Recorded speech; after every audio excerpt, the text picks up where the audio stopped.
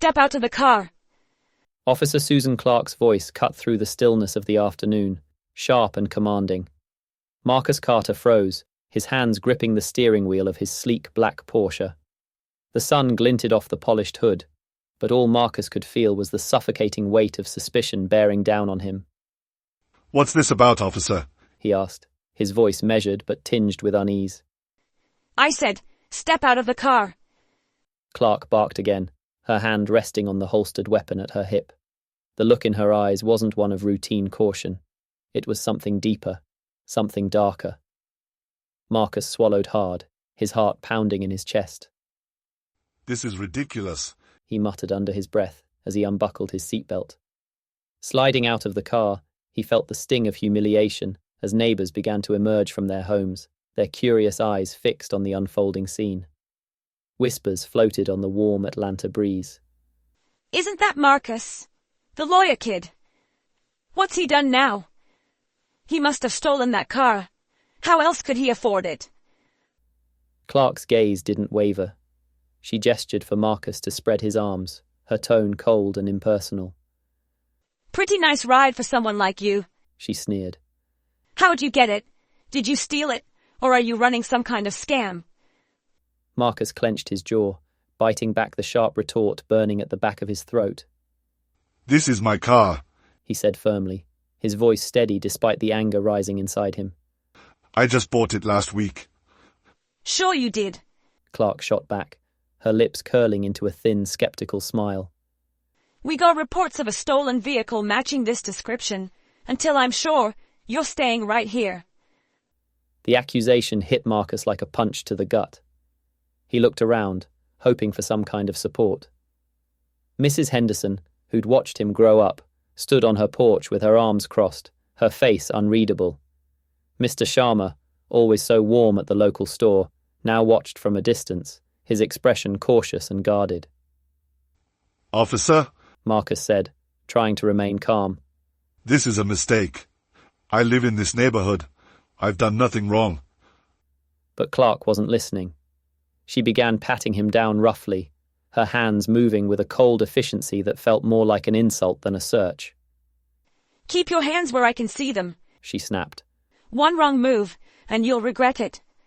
Marcus's fists curled at his sides as he fought the urge to defend himself.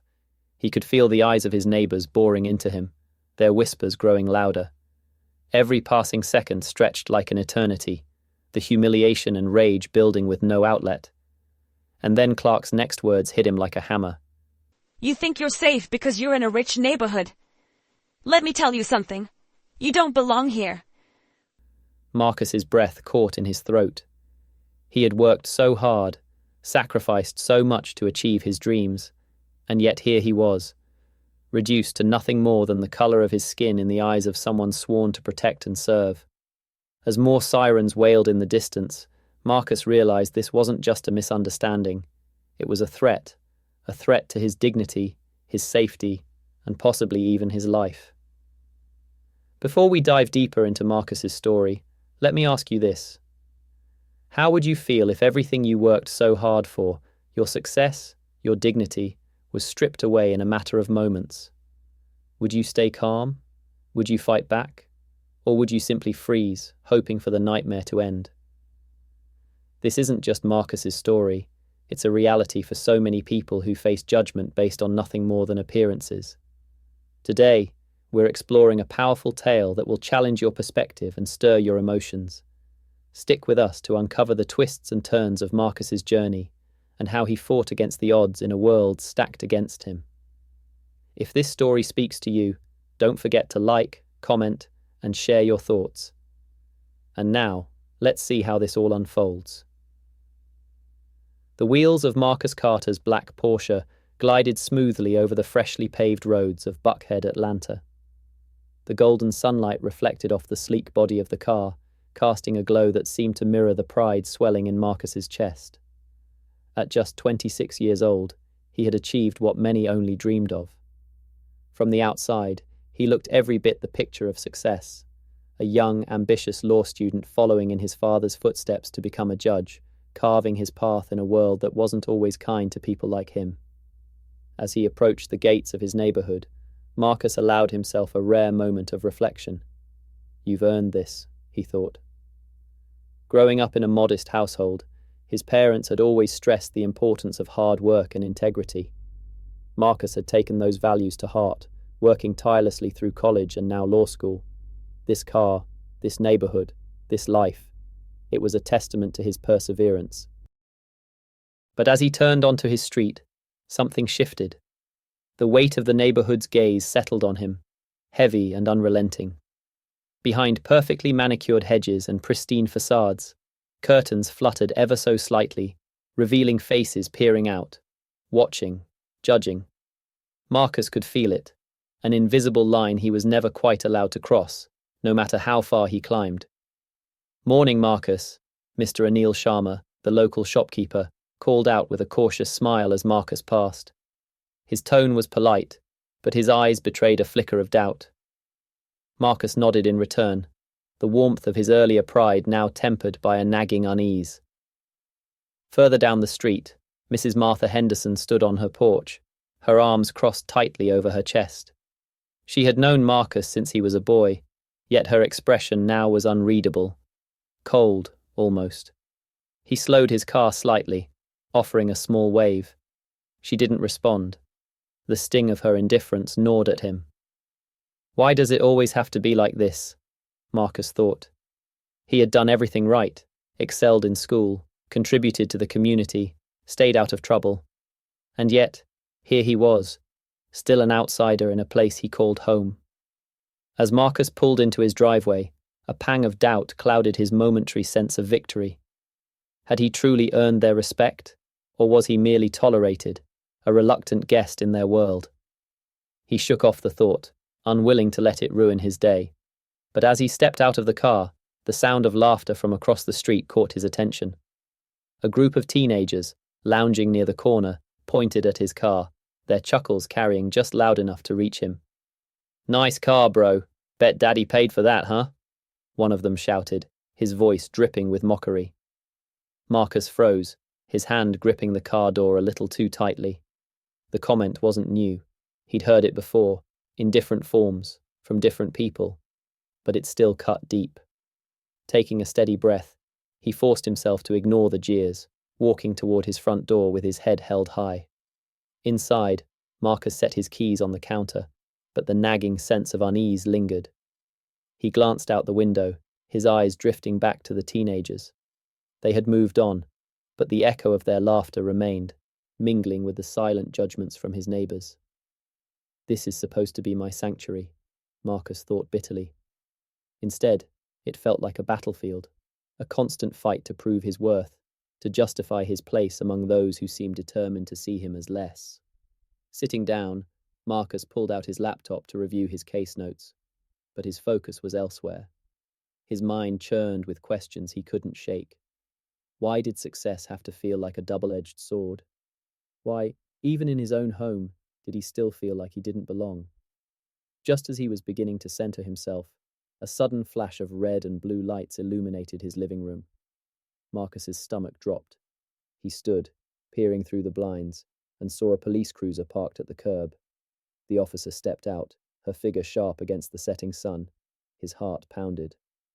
What now? Marcus muttered to himself, the bitter taste of dread rising in his throat.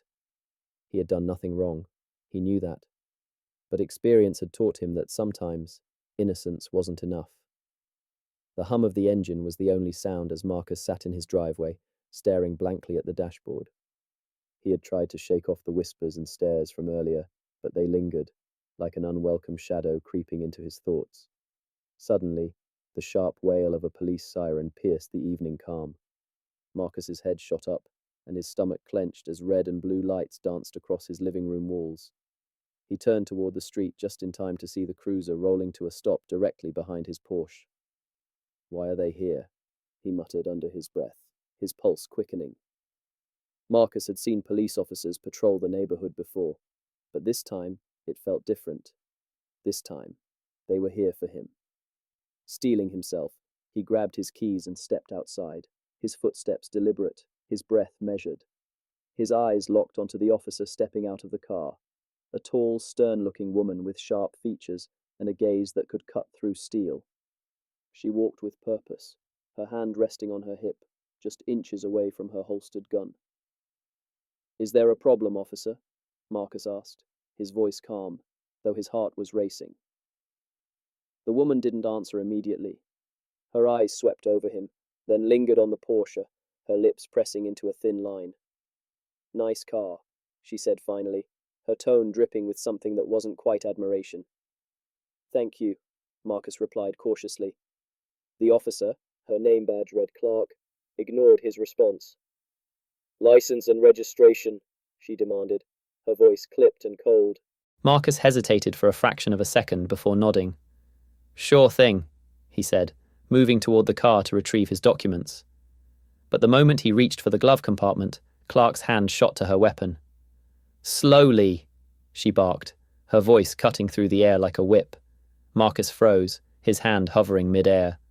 "I'm just getting my registration," he said, his tone steady but laced with unease. "Do it slowly," Clark repeated, her eyes narrowing. The tension was palpable as Marcus carefully opened the compartment and retrieved his papers. He handed them over without a word, his fingers brushing against hers for the briefest moment. Clark pulled back sharply, as though his touch burned her. As she studied the documents, Marcus watched her face, searching for any sign of reason. Instead, he saw skepticism hardening her features. "This your car?" Clark asked, her tone laced with disbelief. "Yes," Marcus said firmly. "Funny," she replied, flipping through the paperwork. "We've had reports of a stolen vehicle matching this description. You wouldn't know anything about that, would you?" Marcus's jaw tightened. "No, officer. This is my car. I bought it last week." Clark's eyes narrowed, scanning him from head to toe. "Uh-huh," she muttered, clearly unconvinced. Before Marcus could respond, another sound broke the standoff, a door creaking open across the street. He turned to see Mrs. Henderson stepping onto her porch, her expression as unreadable as before. She crossed her arms, her gaze darting between Marcus and Clark. Great, Marcus thought bitterly. An audience. "Step out of the vehicle," Clark ordered abruptly. "Excuse me?" Marcus said, his brows knitting together. "Step. Outside office the vehicle," Clark repeated, her hand moving ever so slightly closer to her gun. Marcus hesitated, weighing his options. Arguing would only make things worse. He knew that. Taking a deep breath, he opened the door and stepped out, keeping his movements slow and deliberate. As he stood there, hands by his sides, Clark circled him like a predator sizing up its prey. "Spread your legs," she said curtly, giving his foot a nudge with her boot. Marcus clenched his teeth but complied, his pride taking another hit as he felt the weight of Mrs. Henderson's gaze from across the street. Clark began patting him down, her movements rough and impersonal. "Pretty fancy ride for someone your age," she said, her tone casual but loaded with implication. "I worked for it," Marcus replied, his voice steady despite the anger simmering beneath the surface. "Sure you did," Clark muttered under her breath. Marcus's fists clenched, but he forced himself to stay calm. He had seen situations like this spiral out of control too many times. One wrong move, one misplaced word, and things could turn dangerous. From the corner of his eye, Marcus saw more neighbors gathering, their expressions a mixture of curiosity and judgment. The whispers started again, faint but cutting. "Did you hear? They think he stole that car. Figures. A young guy like that? No way he could afford it legally." Marcus wanted to scream, to shout his innocence, but he knew it wouldn't matter. In their eyes, he was already guilty. "Stay right here," Clark said suddenly, stepping back and pulling out her radio. "I'm calling for backup." "Backup?" Marcus repeated, his voice rising slightly despite himself. "For what? I haven't done anything wrong." "Sir," Clark said, her tone cold and unyielding, "I need you to remain calm and cooperate. We'll sort this out soon enough." Marcus bit back a retort, his mind racing. Backup meant more officers, more eyes, more assumptions. The knot in his stomach tightened as he glanced around, searching for any sign of support. but all he saw were closed doors and guarded stairs. The seconds felt like hours as Marcus stood on the curb, his arms crossed over his chest, watching Officer Clark pace around his Porsche like a predator stalking its prey. Her hand hovered near her holster, her sharp gaze darting between him and the car as though she expected some damning evidence to materialize out of thin air. "Pop the trunk," Clark ordered suddenly, her tone leaving no room for argument. Marcus hesitated, his jaw tightening. "Is that really necessary? I've already shown you my registration and license. Everything checks out."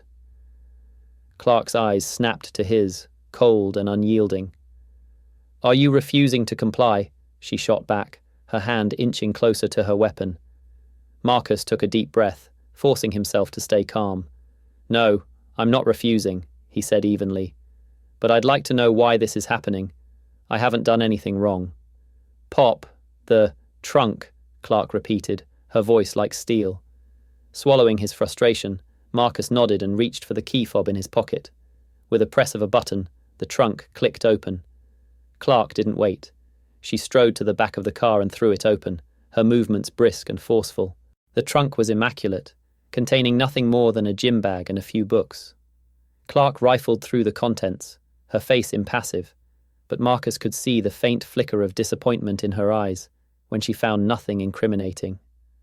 "Nice and clean," Marcus remarked dryly, unable to keep the edge out of his voice. Clark ignored him, slamming the trunk shut with a force that made Marcus flinch. She turned back to him, her expression hardening. "Step back," she ordered, gesturing toward the car door. "What now?" Marcus asked, his patience wearing thin. "I'm checking the interior," Clark said, brushing past him without waiting for a response. Marcus felt a fresh wave of indignation rise in his chest. "You can't just search my car without a warrant," he protested, stepping toward her. Clark spun around, her posture rigid, her hand once again resting on her holster. "I can, and I will," she said, her tone laced with authority. "We've had reports of a vehicle matching this description involved in criminal activity. Until I'm sure, I'm not taking any chances." "That's ridiculous," Marcus shot back, his voice rising despite his best efforts to stay calm. "This is my car. I have nothing to hide. You're targeting me because of the color of my skin, not because of anything I've done." Clark's eyes flashed with anger. "Watch your tone," she snapped. "I don't care what color you are. If you've got nothing to hide, you shouldn't have a problem cooperating." Marcus opened his mouth to respond but stopped himself, his fists clenching at his sides. He knew arguing would only make things worse, but the weight of the injustice was suffocating. As Clark leaned into the car, the growing crowd of neighbors murmured among themselves. The whispers were low but sharp, cutting through the tension like a blade. Maybe he really did steal it. You'd think he'd act more respectful to the cops. What's he hiding? Marcus turned his head toward the voices, his eyes meeting the judging stares of people he had once thought of as his community. His chest tightened as the realization hit him. They weren't on his side. They never had been. Clark's voice pulled him back. "What's this?" she asked, holding up a crumpled receipt from the passenger seat. Marcus frowned. "A receipt for a coffee I bought earlier today," he said, his tone clipped. Clark scanned it as if expecting it to reveal some hidden secret before tossing it back onto the seat. She straightened up, her expression unreadable. "We'll see," she said cryptically, stepping away from the car. Before Marcus could process her words, another cruiser pulled up, its flashing lights reflecting off the windows of the nearby houses. 2 more officers stepped out, their hands resting on their belts as they approached. Marcus's stomach dropped. "Back up," he thought bitterly. "For what? I'm not a threat." One of the officers, a younger man with a cautious demeanor, approached Clark. "What's the situation here?" he asked, his eyes flicking briefly to Marcus. "Possible stolen vehicle," Clark replied curtly. "I'm conducting a search." The younger officer frowned. "Does he have any priors?" "Not that I know of," Clark admitted, her tone begrudging. "Then what's the probable cause?" he pressed, his voice steady but firm. Clark's jaw tightened, and for a moment she seemed at a loss for words. Then she gestured toward Marcus and said, "He fits the profile." Marcus felt the words like a punch to the gut. "The profile," he repeated, his voice filled with incredulity. "What's that supposed to mean?" Clark didn't answer, but the weight of her implication hung in the air. The younger officer glanced at Marcus, his expression softening slightly. "Let's run his plates again," he suggested, "just to be sure." Clark's lips pressed into a thin line, but she nodded. As the younger officer walked back to his cruiser, Marcus turned to Clark, his voice low but firm. "You know this is wrong," he said. "You know I don't deserve this." Clark's eyes met his, and for a brief moment, something flickered in her expression. Doubt, hesitation, maybe even guilt. But it vanished as quickly as it appeared, replaced by the cold, unyielding mask she had worn since the beginning. "You're free to think whatever you want," she said coolly. "I'm just doing my job." Marcus shook his head, his chest tight with frustration. "If this is what doing your job looks like, maybe you need to rethink your career," he said, his voice steady but cutting. Clark didn't respond. Instead, she turned away, her posture stiff as she watched the younger officer input Marcus's license plate into the system. The faint murmurs from across the street were growing louder now, whispers weaving through the air like an unwelcome breeze.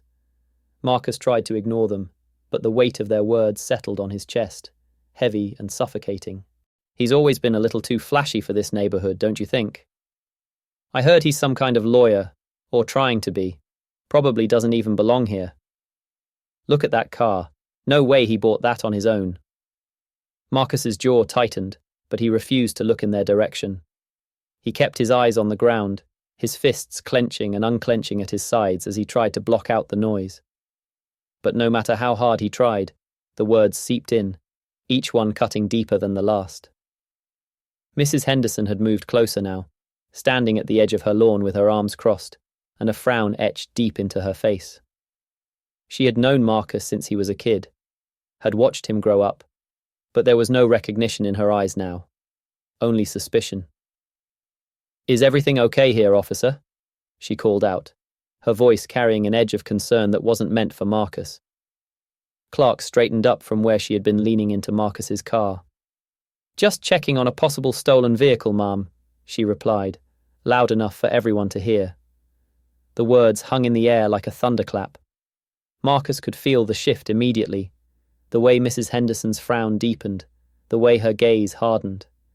Across the street, more neighbors were stepping out onto their porches, their faces a mix of curiosity and judgment.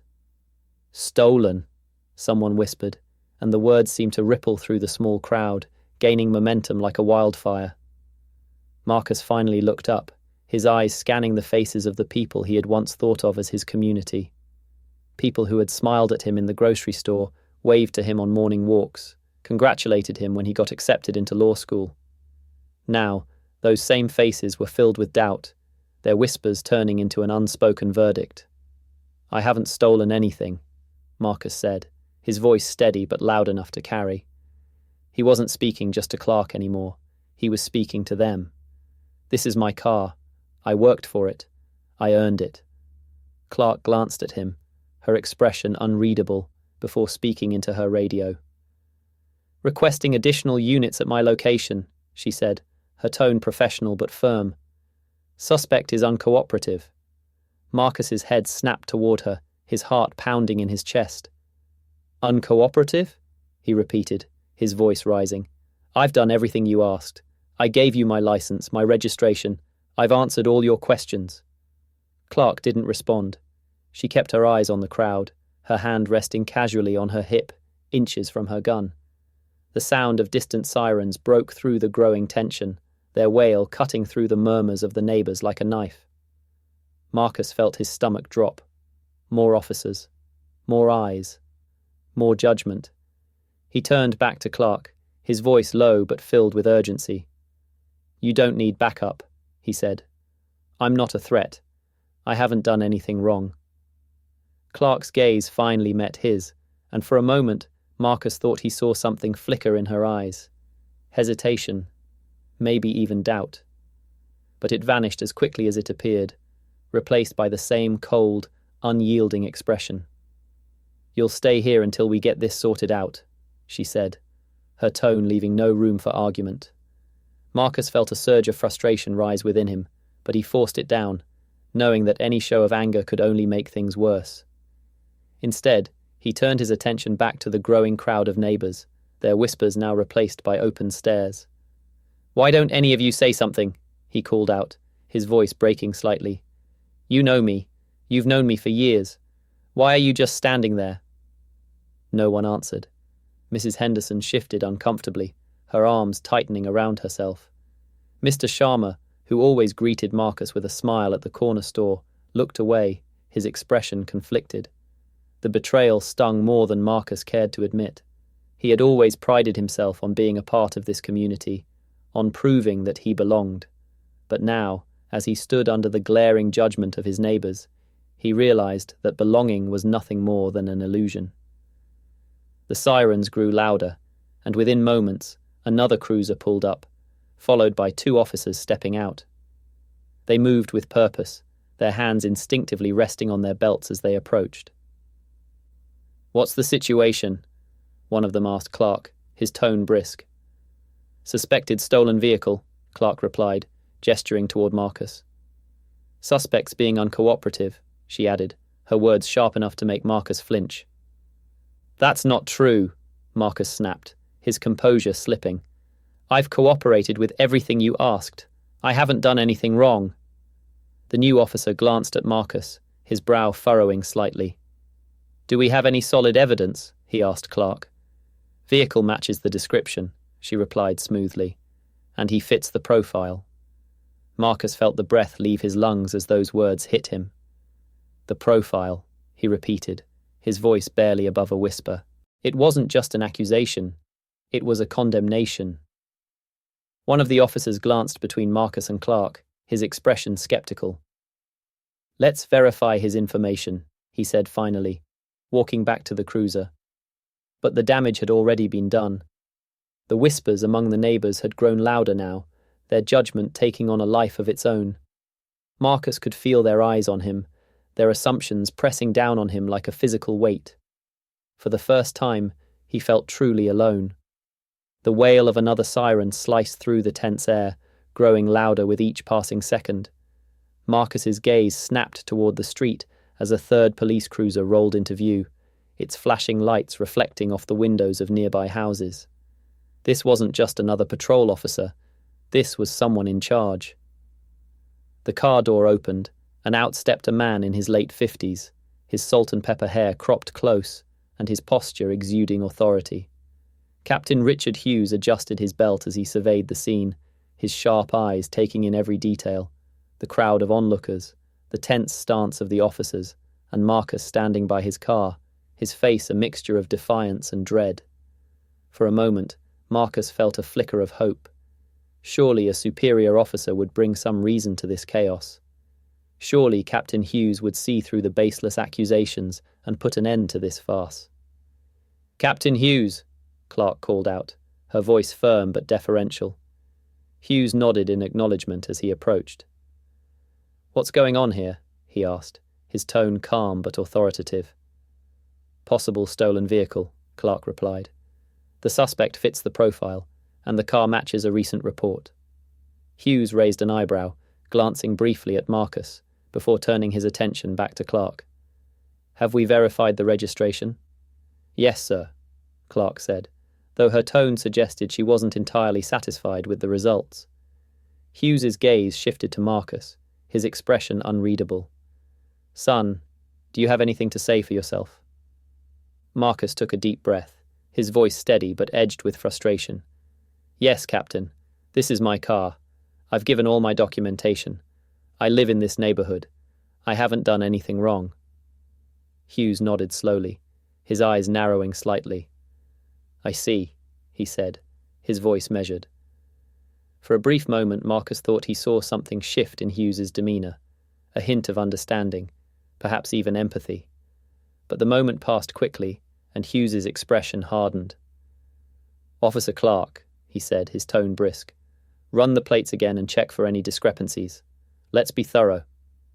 Yes, sir, Clark replied, turning back toward her cruiser. Marcus frowned, his frustration bubbling to the surface.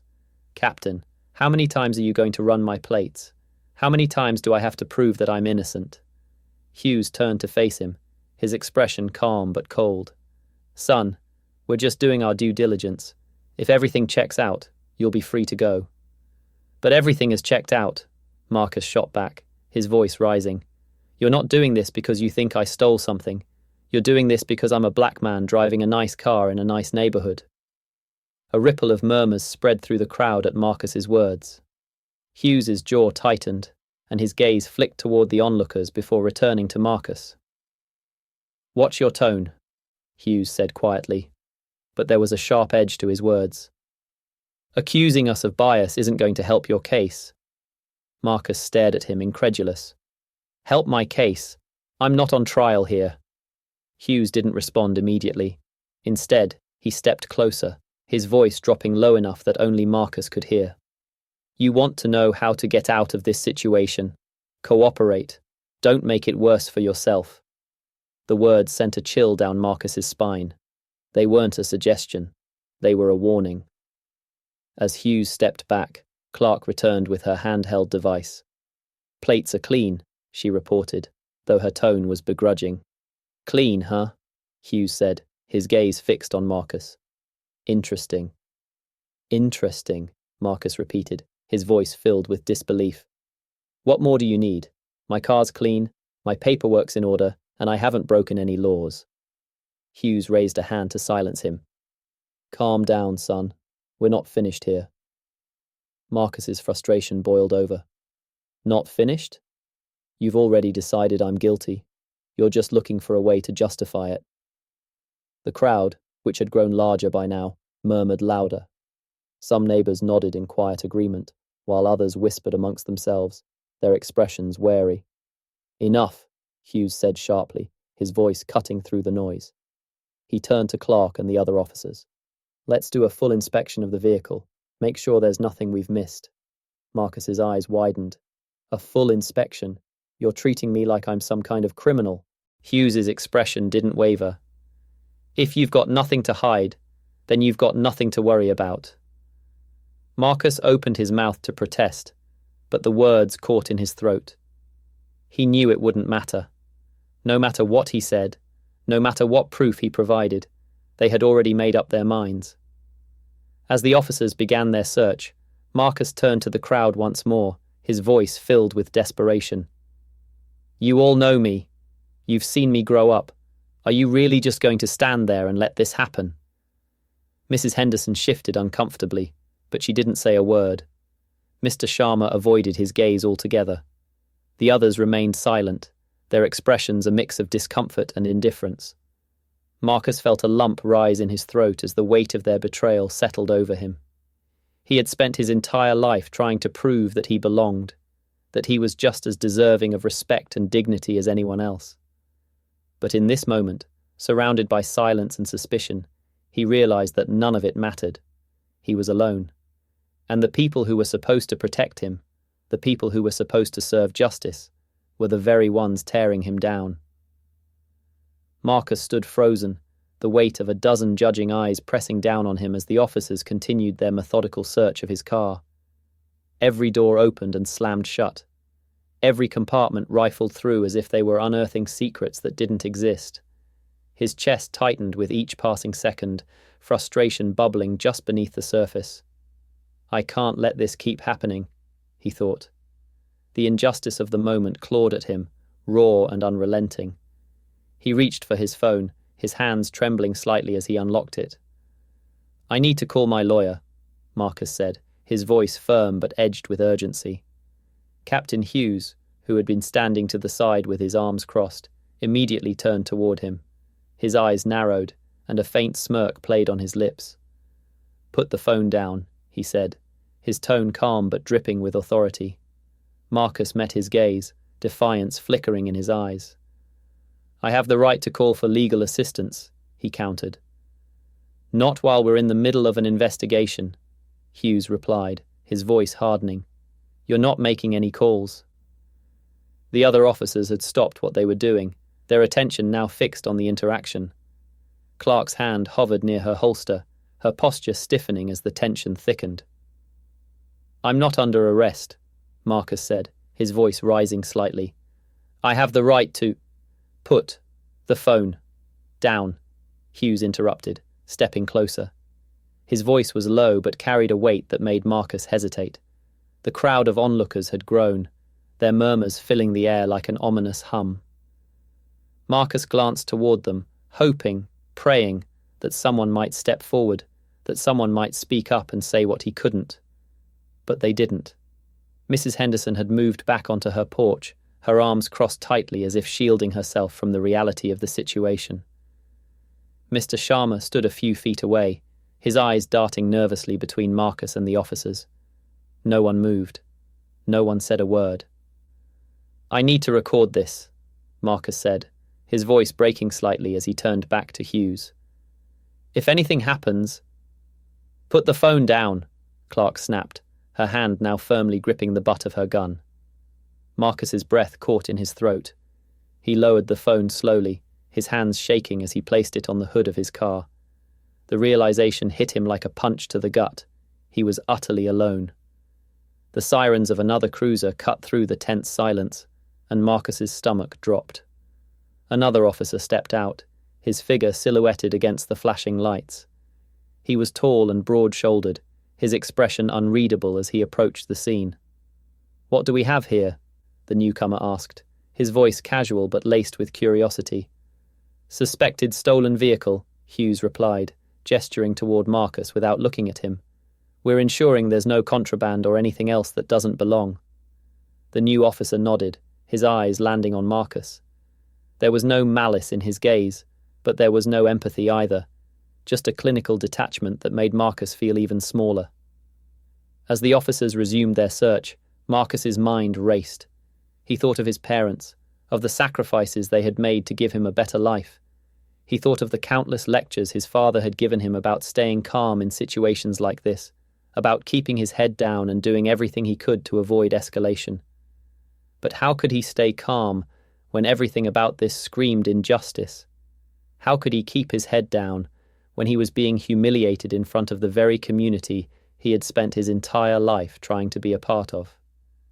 The sound of Clark's voice broke through his thoughts. Clear on this side, she said, stepping away from the car and giving Hughes a pointed look. Hughes nodded, then turned back to Marcus. Looks like everything checks out, he said, his tone almost begrudging. Marcus exhaled sharply, relief washing over him, but only for a moment.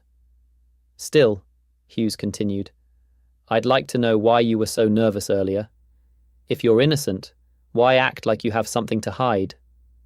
Marcus's jaw tightened, his fists clenching at his sides. I wasn't nervous, he said through gritted teeth. I was frustrated because I've done nothing wrong, and you're treating me like a criminal. Careful, son, Hughes said, his voice low and warning. Marcus opened his mouth to respond, but before he could, Clark stepped forward. Captain, maybe we should detain him while we confirm a few more details, she suggested, her tone casual but pointed. Detain him? Marcus's heart pounded in his chest. You've got to be kidding me, he said, his voice rising. You just said everything checks out. Hughes turned to Clark, his expression thoughtful. It's not a bad idea, he said slowly. Marcus felt the ground shift beneath him. This is insane, he shouted, his composure finally cracking. You know I haven't done anything wrong, but you just won't let this go, will you?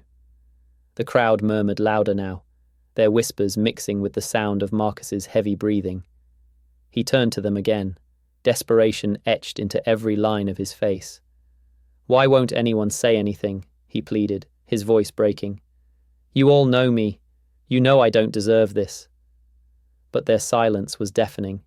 Hughes stepped closer, his presence looming over Marcus like a storm cloud. You're making this harder on yourself, he said quietly. If you'd just cooperate, we could have avoided all this. Marcus stared at him, his chest heaving.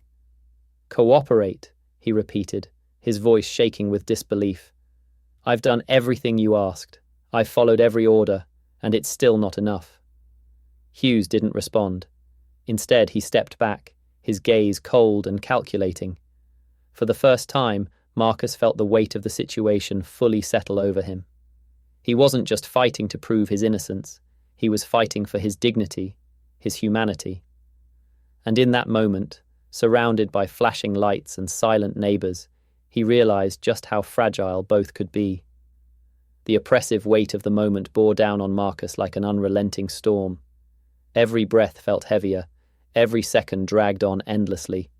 He stood there, his shoulders squared, trying to maintain his composure, but inside, a tempest raged. He was alone, cornered, and running out of options.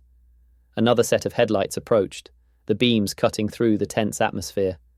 A newer cruiser rolled to a stop, and a younger officer stepped out, his uniform crisp, his posture less rigid than the others. His name tag read, Officer Collins. He adjusted his hat, glancing around at the scene before locking eyes with Marcus. Something flickered in Collins's expression. Recognition. His brows furrowed, and he tilted his head slightly, as if trying to place where he'd seen Marcus before. He approached Captain Hughes, his voice low but steady. "What's going on here, Captain?"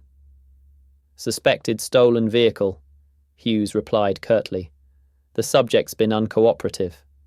Collins turned toward Marcus, his gaze lingering. "Uncooperative?" he repeated, his tone laced with doubt. His eyes scanned Marcus's face, then moved to the Porsche and back again. Suddenly, his expression shifted. "Wait a second. I know this guy." Hughes raised an eyebrow. "You know him?" "Yeah," Collins said, stepping closer to Marcus. "You're Marcus Carter, right?" Marcus blinked, caught off guard. "That's right," he said cautiously. "Do we know each other?" Collins nodded, a small smile breaking through the tension. "Yeah, my kid brother's school had a career day last month. You were one of the speakers. Talked about going to law school, about giving back to the community." He paused, his tone softening. "You even stayed after to answer questions. My brother couldn't stop talking about how cool you were." For a moment, Marcus was speechless. The memory came back to him in flashes, the auditorium, the eager faces of the students, the sense of purpose he'd felt sharing his story.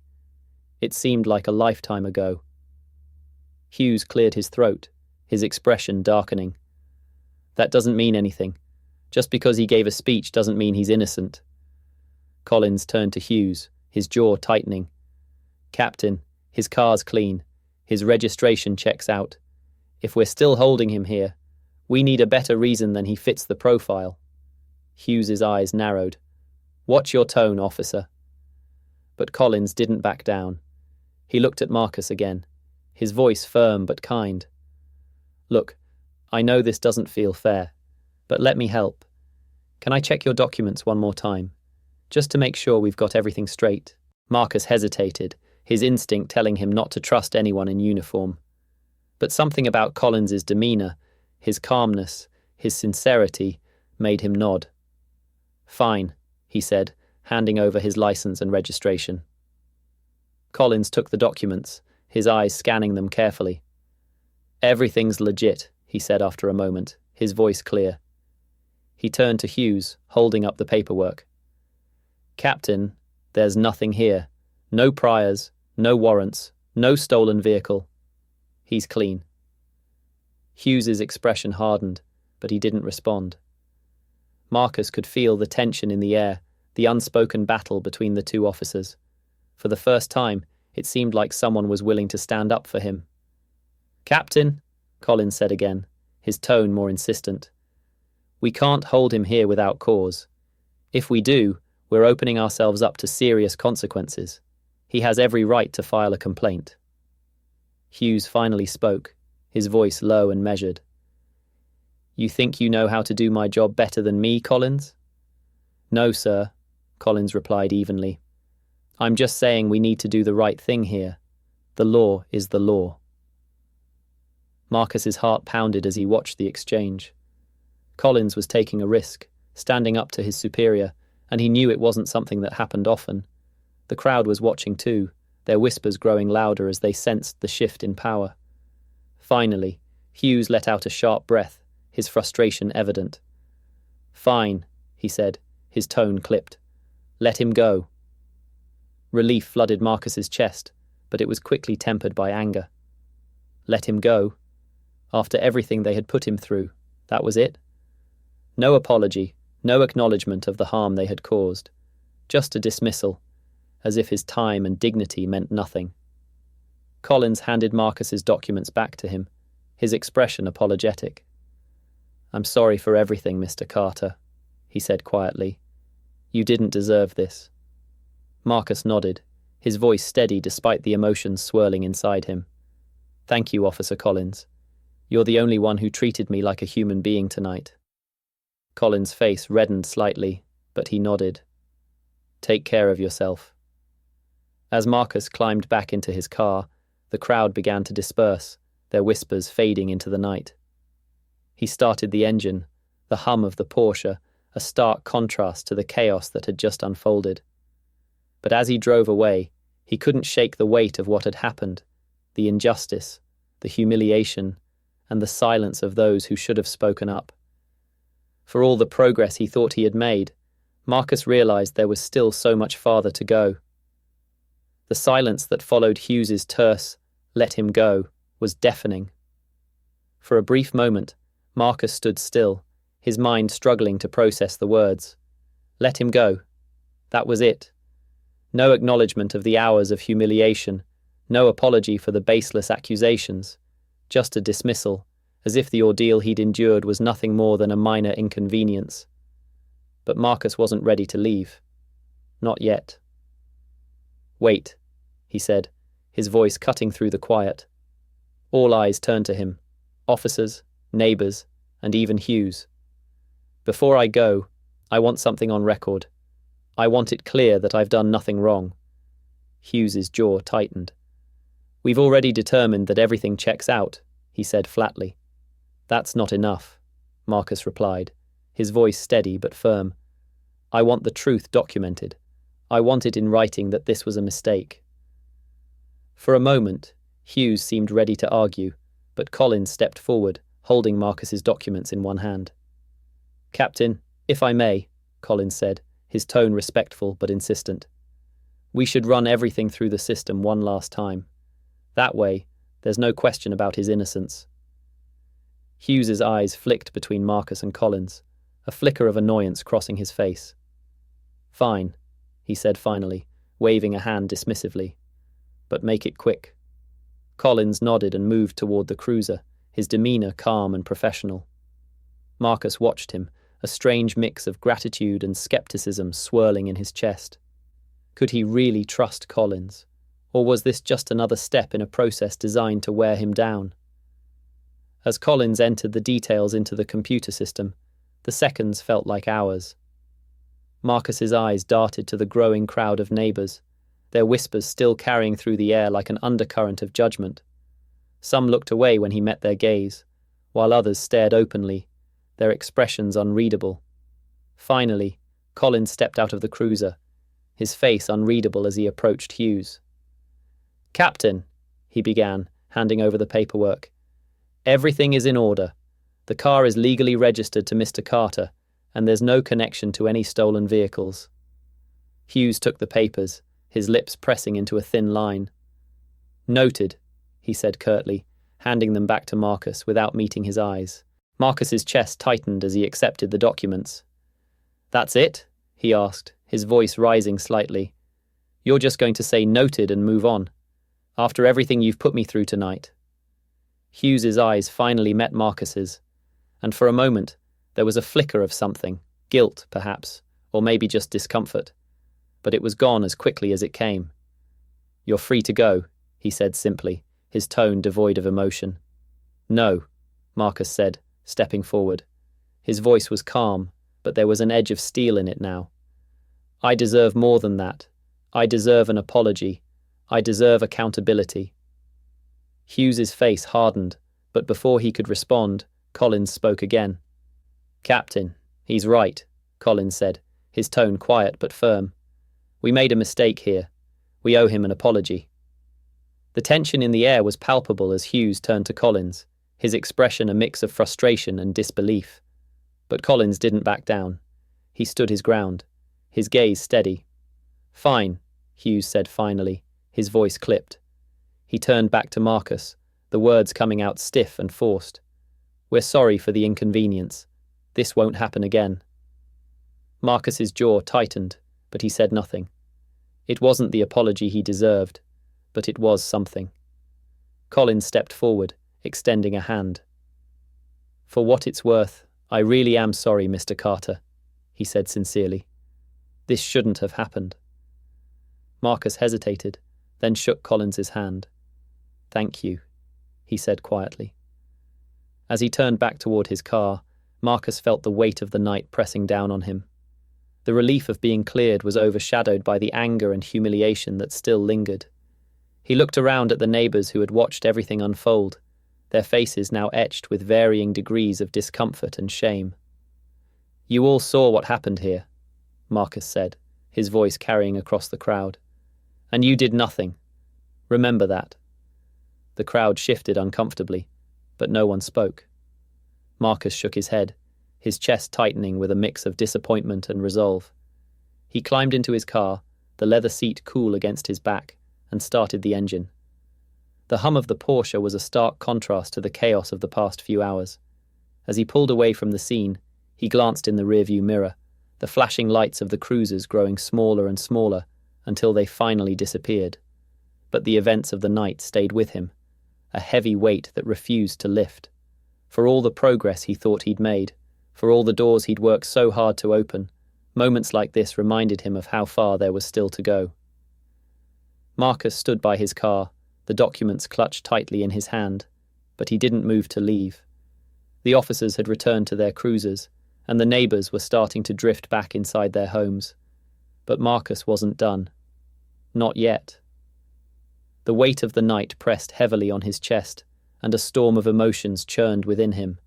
Anger, frustration, humiliation. He had kept his composure as long as he could, but now the words he had been holding back demanded to be spoken. He turned to Captain Hughes and Officer Clark, his voice steady, but filled with intensity. "You think this is over? You think you can just tell me to leave and that's it?" Hughes sighed, clearly irritated. "Look, Mr. Carter, we've already apologized. You're free to go. Let's not drag this out." "Drag this out?" Marcus repeated, his voice rising slightly. "Do you have any idea what you've done tonight? You didn't just stop me. You didn't just question me. You treated me like a criminal, like I didn't belong here, like I was less than human." Clark stiffened, her hand twitching slightly at her side. "That's not what happened," she said defensively. "We were just following protocol." "Protocol?" Marcus shot back, his tone sharp. "What part of your protocol involves accusing someone without evidence? What part of your protocol allows you to humiliate someone in front of their own neighbors? Tell me, Officer Clark, would you have done the same thing if I looked different? If my skin was lighter?" Clark opened her mouth to respond, but closed it again, her expression hardening. She looked to Hughes for support, but he didn't meet her gaze. Marcus took a step closer, his eyes locked on hers. "Answer me," he said, his voice low but unyielding. "Would you have treated me the same if I didn't fit the profile you keep talking about?" Clark's face flushed, and for a moment she looked genuinely uncomfortable. But then her jaw tightened, and she straightened her posture. "I don't see colour," she said coldly. "I treat everyone the same." Marcus let out a bitter laugh. "You don't see colour? That's convenient. Because I can promise you, Officer Clark, everyone else here saw it. Every single one of those neighbours standing there, watching me get treated like a suspect, saw it. And so did I." The crowd, which had mostly retreated to the shadows, paused at Marcus's words. A few heads peeked out from behind curtains, their curiosity momentarily reignited. "You might not think this matters," Marcus continued, his voice growing louder. "You might think you're just doing your job, but every decision you made tonight was rooted in a bias you won't even acknowledge. And until you do, people like me will keep going through this, again and again And again. Hughes finally stepped forward, his expression hard. "That's enough," he said firmly. "You've made your point." "No, I haven't," Marcus replied, his gaze snapping to Hughes. "Because you still don't get it. None of you do." He gestured toward his car, the polished surface gleaming under the streetlights. "That car isn't just a vehicle to me. It's a symbol of everything I've worked for, everything my parents sacrificed so I could have a chance at a better life. And tonight, you reduced it to nothing more than a stolen object because you couldn't imagine someone like me earning it." Hughes's lips pressed into a thin line, but he didn't interrupt. "I'm not here to cause trouble," Marcus continued, his voice softer now but no less powerful. "I'm here because I deserve the same respect, the same dignity that you'd give anyone else. And tonight, you denied me that. You stripped it away without a second thought." There was a moment of silence, heavy and charged. Clark looked away, her expression unreadable, while Hughes's face remained stoic. But Collins, who had been standing off to the side, stepped forward, his eyes filled with a mix of empathy and resolve. "Mr. Carter," Collins said, his voice steady, "you're right. What happened tonight was wrong, and I can't undo it, but I can promise you this. I'll make sure it doesn't happen again. Not on my watch." Marcus nodded, appreciating Collins's sincerity, but his gaze remained fixed on Hughes and Clark. "This isn't just about me," he said. "It's about every black man and woman who's ever been stopped, questioned, or judged because of what they look like.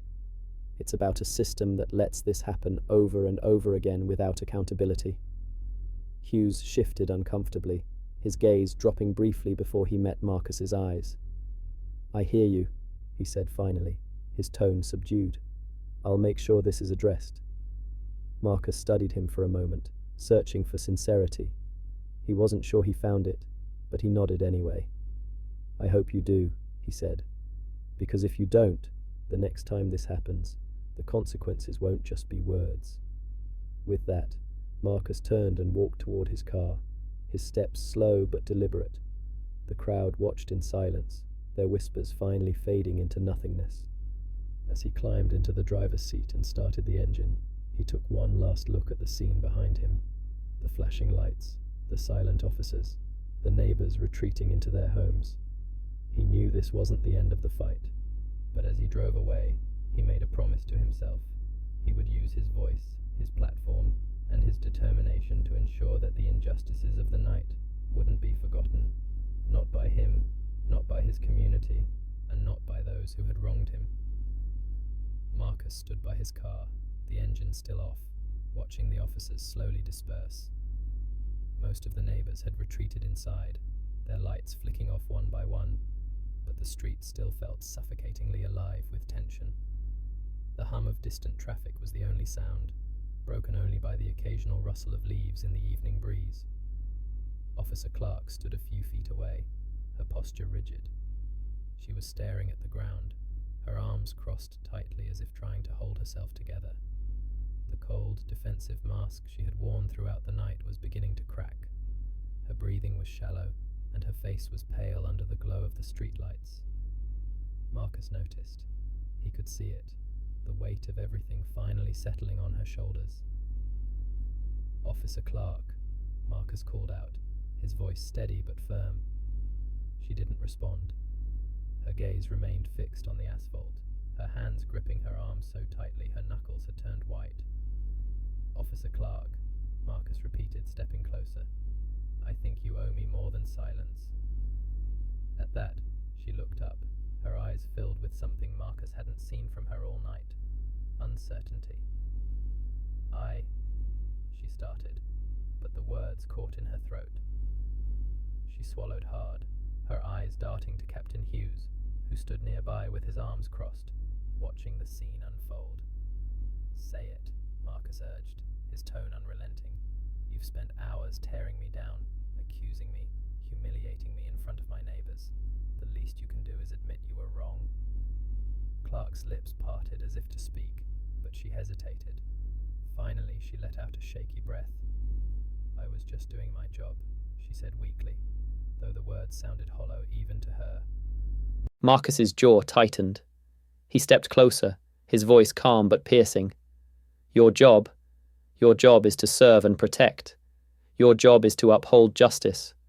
And tonight, you failed. Miserably. Clark flinched, her shoulders slumping as if the weight of his words was too much to bear. She opened her mouth to respond but found no defense. Her hands fell to her sides, and she looked down again, unable to meet his gaze. You know what the worst part of this is? Marcus continued, his tone softening but no less powerful. It's not the humiliation. It's not the fear I felt when you reached for your gun. It's not even the whispers of my neighbors who were too afraid to stand up for me.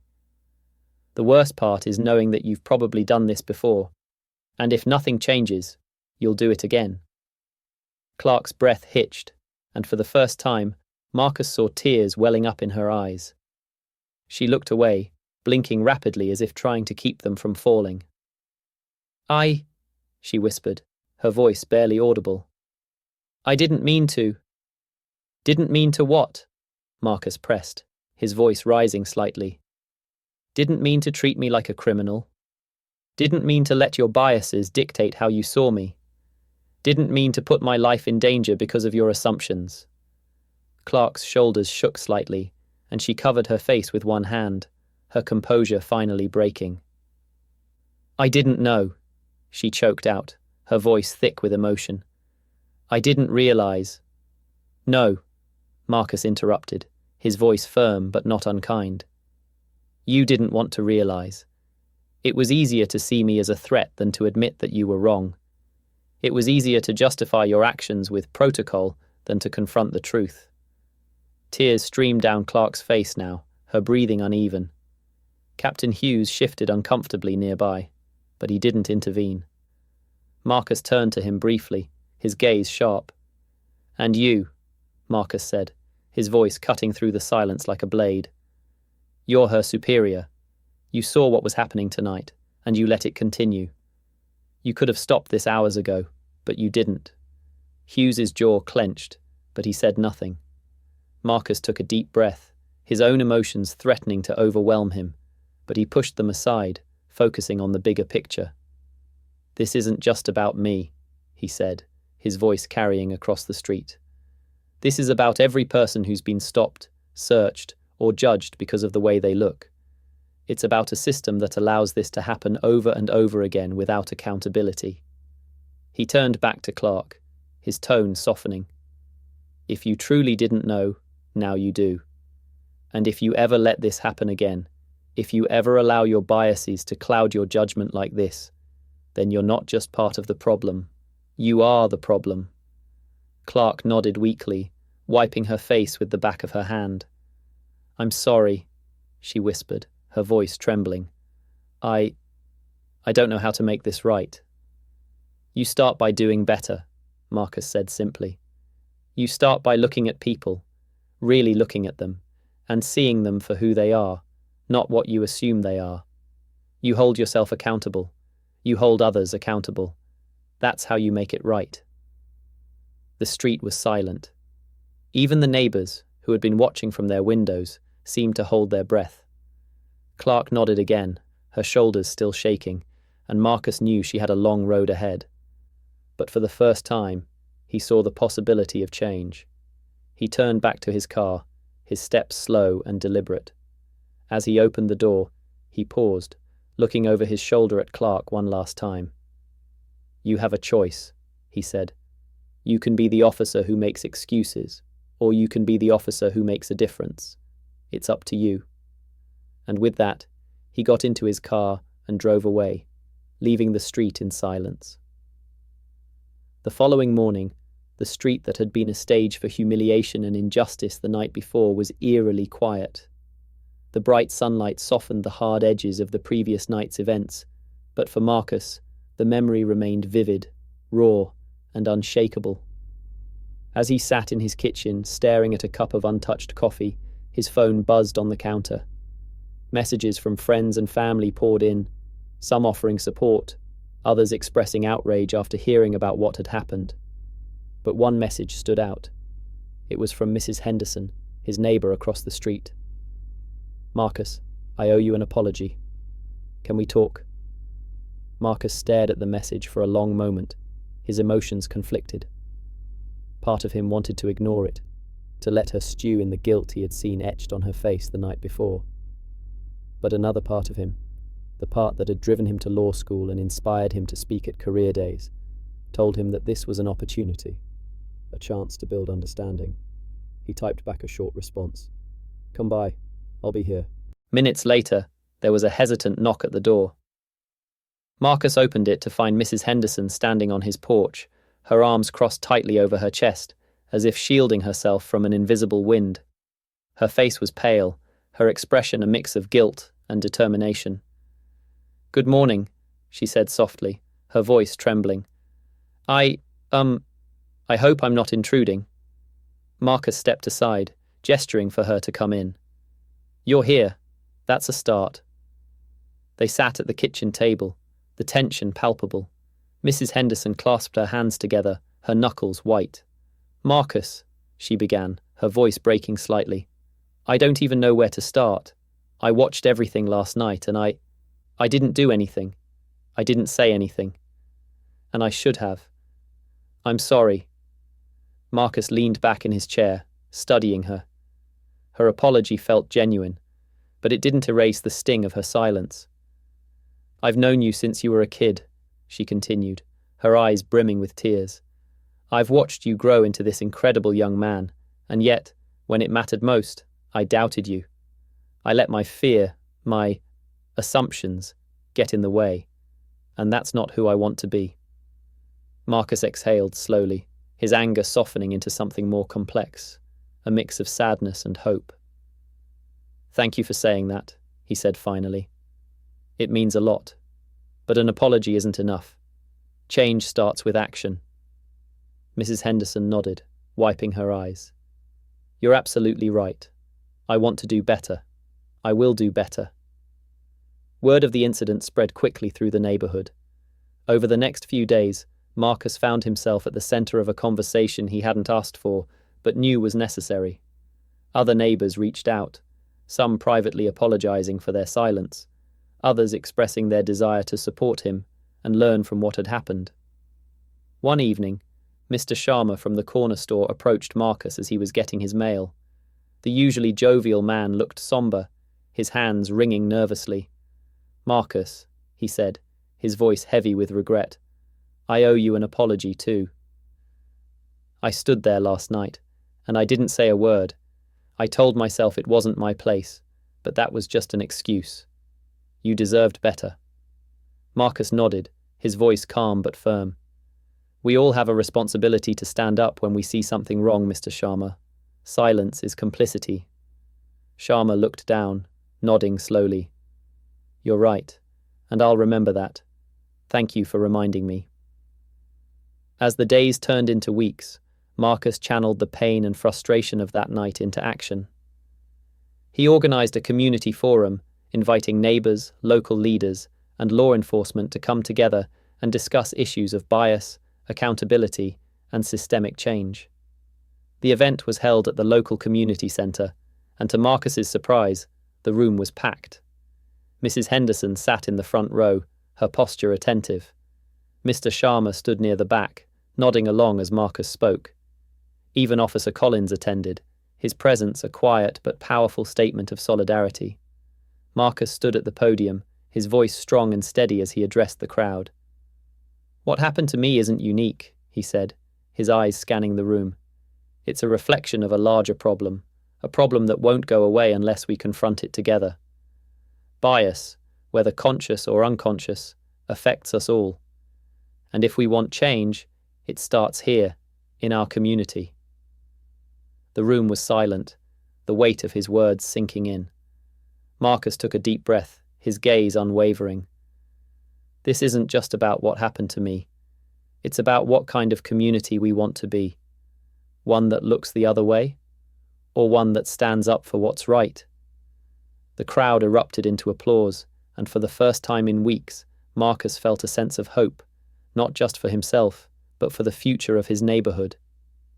That night, As Marcus walked home, he felt lighter. The scars of that night would never fully fade, but they had become something more, a source of strength, a reminder of his purpose. As he stepped into his house, his phone buzzed again. It was a message from a student he had met at a career day. "Mr. Carter, I heard what happened. Thank you for standing up for what's right. You inspire me." Marcus smiled, setting the phone down. The journey wasn't over, but it was a journey worth taking. And as long as he could use his voice, his experiences, and his platform to make a difference, he knew he was on the right path. What does it mean to truly see someone? Marcus's story reminds us that judgment without understanding can have lasting consequences. It challenges us to reflect. Are we brave enough to stand up against bias and prejudice when we see it? Silence isn't neutrality, it's complicity. This isn't just Marcus's story, it's a lesson for all of us. But this story also challenges us as a community. Are we willing to hold ourselves accountable for the biases we carry? Are we brave enough to speak out when we witness injustice? And most importantly, what kind of world do we want to leave for the next generation? Now, we'd love to hear from you. Have you ever experienced or witnessed a moment of judgment or bias? How did it shape you? Share your thoughts in the comments. If this story moved you, don't forget to like, share, and subscribe to our channel for more powerful stories that inspire change. Thank you for being part of this journey, and we'll see you in the next video.